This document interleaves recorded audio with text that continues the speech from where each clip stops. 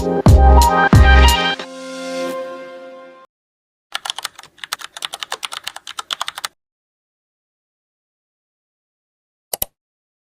vous demandez à mes proches de me décrire en quelques mots, ils vous diront sûrement que... Elle est très très drôle. Trop d'énergie. Elle est toujours en train de bouger. Il y a quelqu'un qui veut vous dire un mot apparemment? Bon, même si pour eux je ressemble plus à ça qu'autre chose, je vous assure que je suis normale, je sais me canaliser, ça m'arrive. Bon, même si en 22 ans d'existence de vie, j'ai jamais fait de concours d'éloquence, j'ai jamais été en finale, il y a un début à tout, il y a une première fois à tout, et voilà, je pense que c'est un peu le moment aussi de prouver que je sais me concentrer, que je sais être sérieuse dans certaines circonstances et que je sais faire les choses bien, quoi. En tout cas, je tenais beaucoup à remercier ma prof de français, Madame Debay, mais aussi tous les autres qui sont entrés en jeu dans cette aventure. C'est une chance que vous nous laissez, c'est une porte que vous nous ouvrez, et c'est une découverte de plus dans notre vie. Donc franchement, merci beaucoup à vous de mettre ce genre de choses en place et d'en faire un événement comme une finale des concours d'éloquence. Donc merci beaucoup.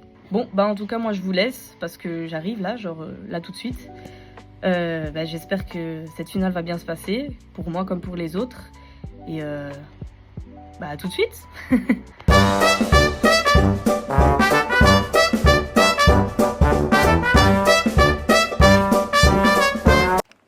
Bonsoir à tous. Francisco Coloane pensait que la technologie et la science moderne n'avaient pas réussi à modérer la conduite des habitants de notre planète. Pensez-vous qu'il avait raison? Car oui, en effet, plus l'homme découvre, plus l'homme expérimente et plus il réussit, plus il se rend compte du réel pouvoir qu'il a sur le monde. Seulement, je ne pense pas que la technologie et la science moderne soient les seuls et uniques responsables quant au comportement de la population. À l'heure actuelle, et depuis de longues années, l'homme est placé tout au-dessus de la chaîne alimentaire.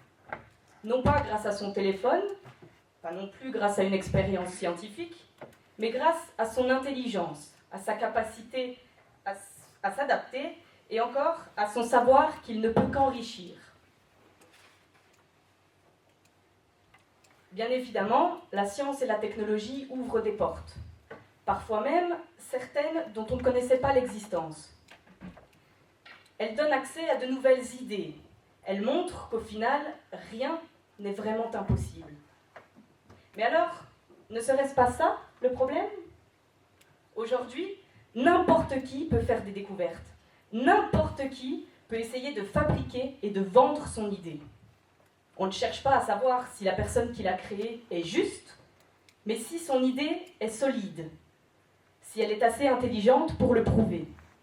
D'ailleurs, Thomas Hobbes a dit un jour cette phrase très connue, « L'homme est un loup pour l'homme ». Et en effet, l'être humain est la seule espèce capable d'engendrer sa propre perte. Il est capable de polluer les plus hauts sommets et de détruire l'écosystème des plus grands océans. Il est responsable de toutes les merveilles du monde, mais aussi de toute la misère qui l'incombe. Son développement et ses capacités diverses font de lui un être supérieur, certes, mais à quel prix? La technologie et la science ne laissent aucune limite au savoir, et l'être humain est un gourmand.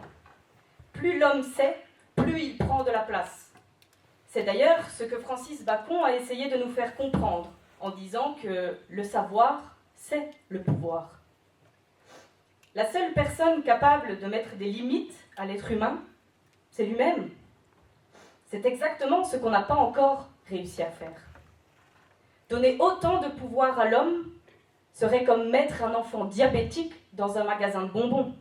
Il ne saurait s'empêcher de vouloir tout goûter, même s'il en connaît les conséquences. Alors oui, pour moi, la technologie et la science ne sont que les outils du comportement égoïste de l'être humain. Elles n'excusent en rien les erreurs passées et celles à venir. L'homme en lui-même est responsable de ce qui lui arrive, et le pire, c'est qu'il en a conscience.